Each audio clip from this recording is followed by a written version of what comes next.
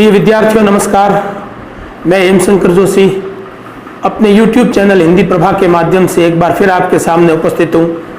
साथियों, पिछले वीडियो में हमने उच्चारण स्थानों की ट्रिक संस्कृत के माध्यम से, संस्कृत के सूत्रों के माध्यम से समझने की कोशिश की थी। आज एक नया टॉपिक, एक नया विषय लेकर मैं आपके सामने उपस्थित हूँ। आपने इस प्रकार के शब्द देखे होंगे जहाँ पर अनुस्वार लगता है और अनुस्वार हटाने पर अनुस्वार का विकल्प लगता है। साथियों, प्रत्येक वर्गीय व्यंजन का पांचवा व्यंजन जो अनुनासिक के रूप में नासिका के सहयोग से बोला जाता है, वही जब स्वर के ऊपर लगकर स्वर के पीछे उसका उच्चारण होता है तो अनुस्वार कहा जाता है। वास्तव में वो ध्वनि अपने आप में अनुनासिक है, किंतु जब स्वर के पीछे उस ध्वनि का उपयोग किया जाता है तो उस ध्वनि को अनुस्वार कहा जाता है। आगे मैं अनुनासिक और अनुस्वार के प्रकरण में इस बात को और बेहतर ढंग से समझा पाऊंगा। अभी मैं आपके सामने इन शब्दों के उदाहरण के माध्यम से बताना चाहता हूं कि आपने देखा होगा कहीं पर आधा न आता है, कहीं पर आधा या आता है, कहीं पर आधा म आता है बिंदी के स्थान पर, अनुस्वार के स्थान पर। तो ऐसा क्यों होता है, इस बात को समझाने के लिए मैं इस विषय को लेकर आपके सामने उपस्थित हुआ हूं। आप देखिए यहां पर लिखा हुआ है अंत। यहां पर आपको यह ध्यान देना है, हर शब्द में आपको इस बात पर गौर करना है कि अनुस्वार जिस ध्वनि के ऊपर लगा हुआ है उसके बाद वाला व्यंजन आप देखिए।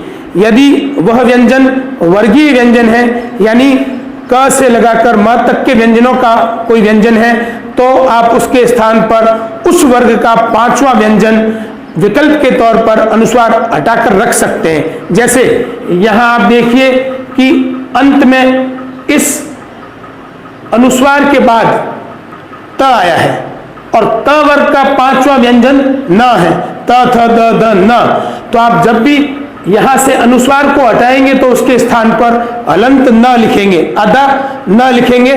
तो ये भी सही है और ये भी सही है, दोनों के लेखन में अंतर है, वरना उच्चारण आदि में कोई अंतर नहीं है। दूसरा शब्द आप देखिए दिनांक। तो यहां पर अनुस्वार यहां लगा हुआ है, उसके बाद में क है, तो क वर्ग का पांचवा व्यंजन ङ। इसका उच्चारण कई लोग अशुद्ध करते हैं, ड कर देते हैं, जबकि ड नहीं है, इसका उच्चारण ङ है, क ख ग ग ङ। तो आप देखिए कि हमने यहां से अनुस्वार को हटाकर और उसके स्थान पर पंचम वर्ण रख दिया है। पांचवें व्यंजन को यहाँ हलंत करके लिखना पड़ेगा। अगर आप हलंत नहीं करेंगे तो वह अनुस्वार के रूप में न होकर और वो पूरा आ जाएगा। पूरा नहीं करना है, उसको आधा ही लिखना है। अब आप देखिए यहाँ पर लिखा हुआ है संजय। संजय में यहाँ देखिए अब स के ऊपर अनुस्वार है और उसके बाद में ज है, तो ज वर्ग का जो पांचवा व्यंजन है वो या होता है। तो यहाँ पर हमने जो है वो या लिखा है संजय। स के ऊपर बिंदी है और बाद में ज है। तो आप देखिए कि बाद वाला व्यंजन जो है वह जिस वर्ग का है उस वर्ग का ही पांचवा व्यंजन उसके स्थान पर रखना है, अन्यथा शब्द अशुद्ध हो जाएगा। तो फिर आप अगर इतना नहीं जानते हैं तो ऐसा कीजिए कि आप अनुस्वार ही रहने दीजिए। अगर आप अनुस्वार को हटाकर उसके स्थान पर पांचवा व्यंजन रखते हैं तो आप अच्छी तरह समझ लीजिए कि पांचवा व्यंजन उसी वर्ग का आएगा जिस वर्ग का वह व्यंजन है। अब आप देखिए यहाँ पंचम लिखा हुआ है, तो प के ऊपर अनुस्वार है और उसके बाद में आया हुआ है च। तो च वर्ग का पांचवा व्यंजन ये यहाँ होता है। ये ज भी च वर्ग में है और च भी च वर्ग का पहला व्यंजन है। तो च छ ज ज य। तो यहाँ पर अगर हम अनुस्वार को हटाएंगे तो उसके स्थान पर ये पांचवा व्यंजन आधा आएगा, पूरा नहीं आएगा। यहाँ लिखा हुआ है अखंड। तो अखंड में ख के ऊपर अनुस्वार है और बाद में ड है, तो ड आता है ट वर्ग में, ट ठ ड ढ ण। तो हम यहाँ जब इस अनुस्वार को हटाएंगे तो ण आधा लिखेंगे। अनुस्वार और ण दोनों नहीं लिखने हैं, दोनों एक दूसरे के विकल्प है। या अनुस्वार आएगा या जो है वो पांचवा व्यंजन आधा आएगा। उसके बाद यहाँ एक शब्द है संपर्क। तो यहाँ स के ऊपर अनुस्वार और उसके बाद में प है। प प फ ब भ म, प वर्ग का पांचवा व्यंजन जो है वह म होता है। तो मैंने यहां पर आधा म कर दिया है, इस बिंदी को यहां से हटा दिया है। यहां लिखा हुआ है चंचल। आप देखिए यहां च के ऊपर अनुस्वार है, उसके बाद में भी च है, तो ये च वर्ग का पांचवा व्यंजन य होता है। तो यहां से बिंदी को हटा दिया और उसके स्थान पर हमने आधा य मैंने रख दिया है। यहां लिखा हुआ है मंदिर। अब ये म के बाद में द आ गया, द त वर्ग का है, त थ द ध न, तो यहां इस अनुस्वार को हटाकर उसकी जगह न रखा है। आपको यह ध्यान रखना है कि वह जिस वर्ग का है उसी वर्ग का पांचवा व्यंजन आएगा। कंधा, तो यहां इस अनुस्वार के बाद वाला है ध, और ध आता है त वर्ग में, त थ द ध न, तो हमने जो है वो यहां अनुस्वार हटाकर और आधा न रख दिया। डंडा, ड के बाद में यहां ड आया, इस अनुस्वार के बाद ड आया, तो ड होता है ट वर्ग में, ट ठ ड ढ ण, तो यहां से अनुस्वार को हटाया तो ये ण आधा लिख दिया। यहां पर है ठंडा, तो इसके पीछे भी ड है, ड होने के कारण ये ण आधा आया। यहां लिखा हुआ है अंबर, अंबर में यहां प है, अनुस्वार के अगला जो व्यंजन आता है, अनुस्वार के बाद वाला जो व्यंजन आता है वह जिस वर्ग का होता है उस वर्ग का पांचवा व्यंजन रखा जाता है। अब आप देखिए कि इस ब आता है प वर्ग में, प फ ब भ म, तो यहां से अनुस्वार को जब हम हटाएंगे तो उसके स्थान पर रखेंगे म। इसके अलावा साथियों एक अलग कुछ भिन्न उदाहरण मैं आपको दूंगा। ये तो हो गए वर्गीय व्यंजन।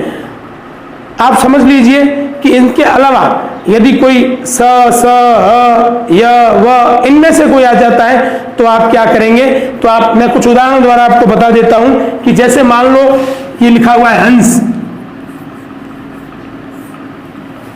तो अब यहां पर आप अनुस्वार हटाएंगे तो कौन सा पंचम व्यंजन आएगा, क्योंकि स वर्ग में तो 4 ही व्यंजन होते हैं, उसका कोई पांचवा व्यंजन होता ही नहीं, उसका कोई नासिक के व्यंजन होता ही नहीं, नाक के सहयोग से बोले जाने वाला कोई व्यंजन नहीं होता। तो ऐसी स्थिति में आपको अनुस्वार नहीं हटाना है, यानी अनुस्वार हटाकर आप उसका वैकल्पिक कोई भी ध्वनि नहीं रख सकते। ये एक ही रूप में रहेगा। अगर आपने कभी भी इस प्रकार से हंस लिखने की कोशिश की तो ये गलत होगा, ये सही है। मान लीजिए आप लिखते हैं संसार, अब यहां इस अनुस्वार के बाद में आया स क से लगाकर म तक के किसी व्यंजन में नहीं है, इसलिए आप इस बिंदी को नहीं हटा सकते। ऐसे ही एक शब्द आया संस्कार,